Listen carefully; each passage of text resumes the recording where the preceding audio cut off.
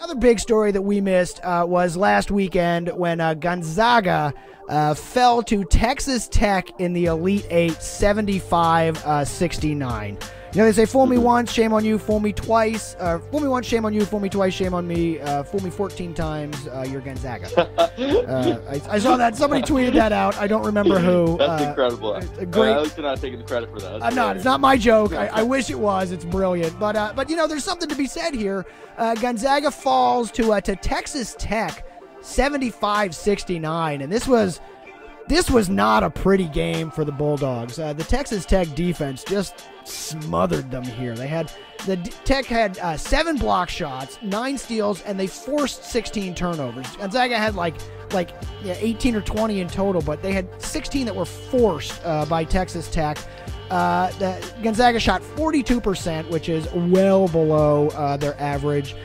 And even decent games by Clark and Hachimer weren't able to pull this one around. They were up at and above their averages and points and rebounds and everything, but not a pretty game on this one, Marco.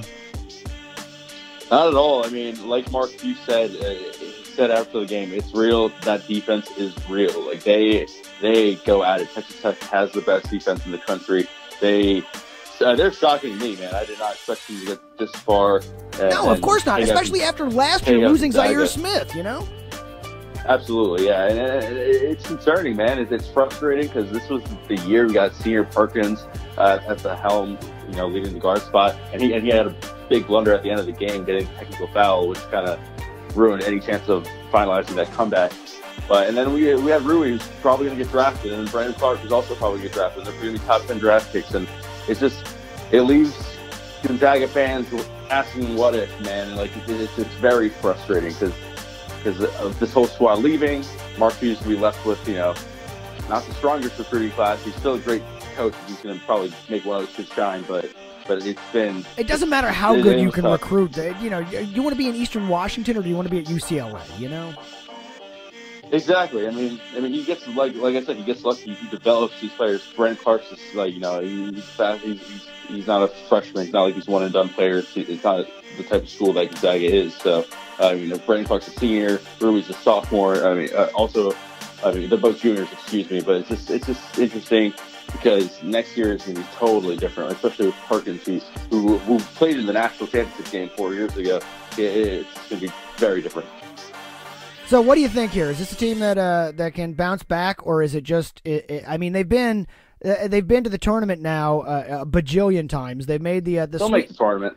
Obviously, yeah, but they made the. Are we looking at them as a threat? You know, they made the Sweet 16 for the past 5 years, 15, 16, 17, 18, 19, 5 years. They were in the Elite Eight, 2015, 17, and 19. They made the Final Four in 17, and they lost the championship that year, but. Is this? Are we looking at the end of the run here, or what are we thinking? It feels like it for me. It feels like it big time. I mean, it's just this class was too good, you know. If they couldn't do it this year, good, absolutely. But you know, you never count out Mark Few. That's the benefit that Gonzaga will have going forward. But definitely very disappointing. Just the second half was just not the way they would needed to go, and like I said, Perkins had that technical foul where he touched the ball, you know, when it was still in bounds, when the guy was trying to get it in. So, and that led to the technical and the ball back. So, tough break, tough loss. But what are you gonna do? It's over. You know, Washington State basketball, the college basketball, the season's done. After Gonzaga, that was it. Washington State didn't make the tournament. Seattle didn't make the tournament. Eastern Washington didn't make the tournament. The Dogs got bounced pretty early, so that's it. But there is a little bit of UW news here while we're on the subject before we move on. We're gonna do a little wrap up here with the other things we're going.